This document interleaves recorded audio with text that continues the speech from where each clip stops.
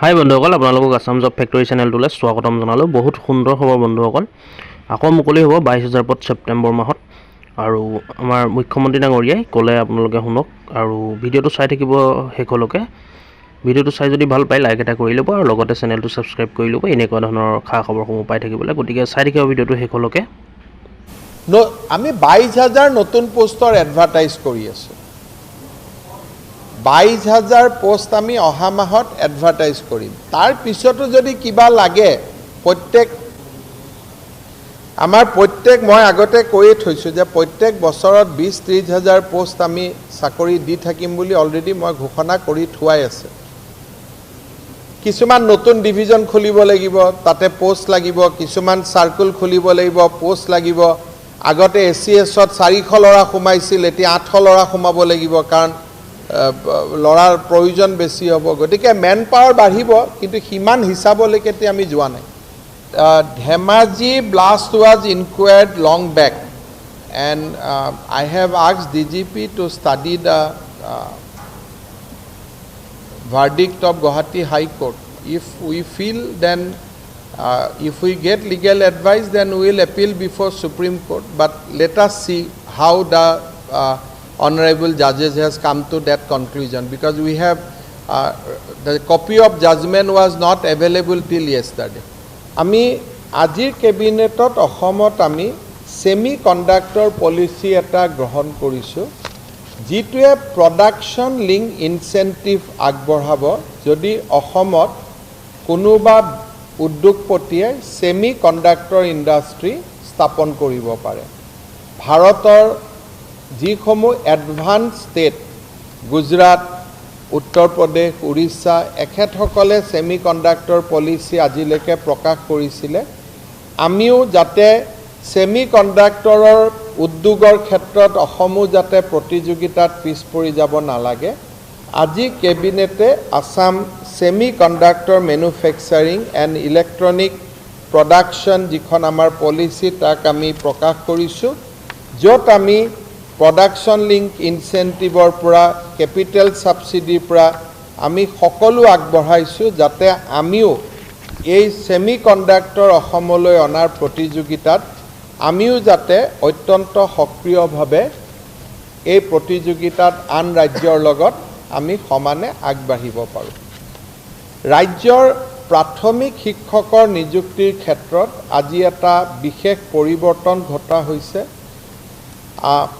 ইমান দিনে আমি BEd, শিক্ষাগত অৰ্হতা আৰু টেটৰ মাৰ্কছ তিনিটাক আমি সমানে গুৰুত্ব দিছিলোঁ, কিন্তু শিক্ষাগত অৰ্হতা বিভিন্ন অপেন স্কুল আদিত গৈ বেটাৰমেণ্ট আদি দি ল'ৰা ছোৱালীয়ে বঢ়াই আনে, বা অসমৰ বাহিৰত গৈ BEd কৰে, য'ত নেকি বহুত নম্বৰ লৈ আহে। সেইকাৰণে আজি আমি প্ৰাথমিক শিক্ষক শিক্ষয়িত্ৰী নিযুক্তিৰ ক্ষেত্ৰত শিক্ষাগত অৰ্হতা আৰু BEdৰ মাৰ্কছৰ যিটো ভেলু, তাক আমি 5 আৰু 10% সীমাবদ্ধ কৰি 85% ভেলু আমি টেটৰ মাৰ্কশ্বিটৰ ওপৰত আমি দিব খুজিছোঁ। যিয়ে অসমত টেট উত্তীৰ্ণ হৈ থকা আৰু আৰ্থিক দুৰৱস্থাৰ বাবে বাহিৰত গৈ পঢ়ি নম্বৰ লৈ আহিব পৰা নাই, তেনেকুৱা ছাত্ৰ ছাত্ৰীসকলক সহায় কৰিব। আৰু টেটত লাভ কৰা মাৰ্কছেই মুখ্যতঃ এতিয়া প্ৰাথমিক শিক্ষাৰ বাবে প্ৰয়োজনীয় মাৰ্কছ হৈ পৰিব, যদিও হায়াৰ ছেকেণ্ডাৰী ডিগ্ৰীৰ এটা মাৰ্কছ এই ক্ষেত্ৰত আহিব, কিন্তু মুখ্যতঃ টেটৰ মাৰ্কশ্বিটখনেই শিক্ষক নিযুক্তিৰ মুখ্য বিষয়বস্তু হৈ পৰিব। আজি আমি গুৱাহাটীত CCTV যাতে সংযোজিত হয়, তাৰ বাবেও কেবিনেটে 230 কোটি টকা অনুমোদন কৰিছে, আৰু মই ভাবোঁ যে এই বিত্তীয় বৰ্ষতে গুৱাহাটীৰ CCTV বাস্তৱত আমি দেখা পাম। আমি এটা নতুন এটা ইনিচিয়েটিভ লৈছোঁ, যাৰ নাম হ'ল মোদী স্বচ্ছ জিলা পুৰস্কাৰ, মোষ্ট আউটষ্টেণ্ডিং ডিষ্ট্ৰিক্ট ইনিচিয়েটিভ স্বচ্ছ জিলা পুৰস্কাৰ, চমুকৈ মোদী স্বচ্ছ জিলা পুৰস্কাৰ।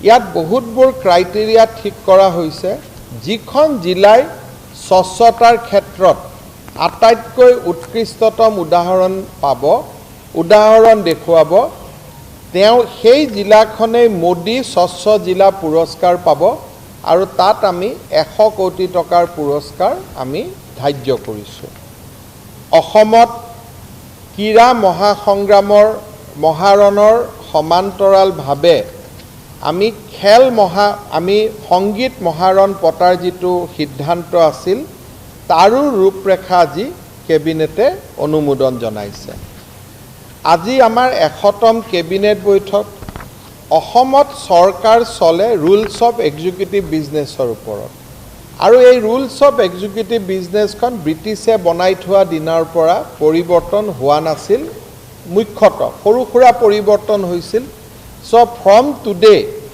Assam will have a new rules of executive business. অৰ্থাৎ মন্ত্ৰীৰ দায়িত্ব কি মুখ্যমন্ত্ৰীৰ দায়িত্ব কি মুখ্য সচিবৰ দায়িত্ব কি এতিয়া এইবিলাক সম্পূৰ্ণ লিপিবদ্ধ হ'ব আৰু ৰাজ্যৰ প্ৰশাসনিক সংস্কাৰত ই এক বিশেষ গুৰুত্বপূৰ্ণ ভূমিকা গ্ৰহণ কৰিব আমি